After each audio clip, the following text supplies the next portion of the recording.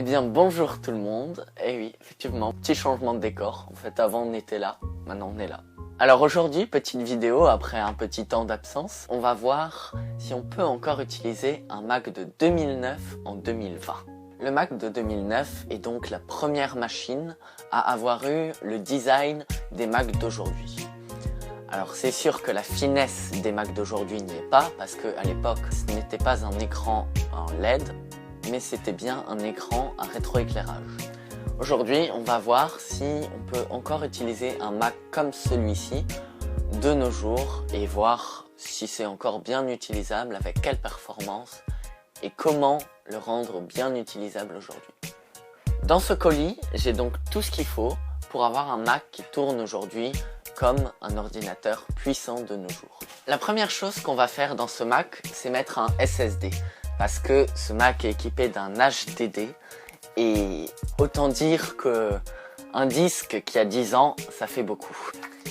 J'ai pris un SSD 1 Tera parce que dans ce Mac, j'ai déjà 1 Tera de stockage. Je l'utilise beaucoup pour tout ce qui est montage vidéo et audio, ça prend beaucoup de place. L'ordinateur va donc avoir plus de performance avec ce disque et va pouvoir démarrer plus rapidement macOS Catalina, qui est donc la dernière version qui n'est censée pas être supportée sur un PC dès cet âge. Pour ça, bien sûr, j'ai pas oublié un petit adaptateur HDD vers SSD qui va me permettre de maintenir le SSD en place à la place du HDD. Comme vous devez sans doute le savoir, le SSD est donc plus petit qu'un disque dur normal, de 3,5 pouces, alors que celui-là n'en fait que 2,5. Avec cet adaptateur, le SSD va pouvoir être fixé à l'endroit du HDD. En prenant un adaptateur pareil, on va en plus avoir une bonne circulation de l'air. Certaines personnes prennent donc du scotch, mais le problème c'est que le SSD a du mal à respirer et chauffe. Et pour finir, ça je l'ai pas commandé sur Amazon parce que j'en avais, mais on va rajouter de la RAM. Parce que dans ce PC, il y a à l'usine 4 Go de RAM. C'est la version 4 Go de RAM, il existait la 8, mais je ne l'ai pas. Et 4 Go de RAM pour macOS Catalina, des logiciels puissants, c'est pas suffisant. Donc on va rajouter dedans une barrette de 4 Go qui va nous faire 8 Go de RAM. Et avec tout ça, on est censé avoir un PC qui tourne de nouveau bien. La première chose qu'on va faire, ça va être de faire un clone du HDD qui est dans le Mac sur le SSD, parce que si on met le SSD vide, le Mac risque de ne pas tourner.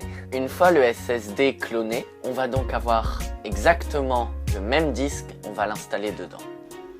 Petit récap pour ceux qui n'ont pas compris, donc on va prendre 4 Go de RAM, on va prendre un SSD avec 1 Tera, donc de Samsung, c'est les meilleurs SSD qu'on peut trouver sur le marché. On va également prendre donc le support pour permettre d'attacher le SSD, donc qui fait 2,5 pouces à la place du 3,5 pouces. Avec le petit support, on a un câble SATA offert, ça fait toujours plaisir et ça peut servir. Et si jamais vous n'en avez pas et que vous voulez faire pareil, n'oubliez pas un adaptateur pour le SSD en USB. La première chose va donc être de formater le SSD et de mettre toutes les données du HDD sur le SSD. Ça dure environ 20 minutes. Après avoir un SSD cloné, rien de plus facile, une ventouse on enlève la vitre, 8 vis on enlève l'écran, et puis on a accès à l'ancienne HDD. On va l'enlever, récupérer les composants et les mettre sur notre support pour pouvoir mettre le SSD. Puis on raccroche le SSD à l'intérieur, on remet les 8 vis de l'écran et on réaimante la vitre. Rien de plus facile et maintenant le Mac démarre.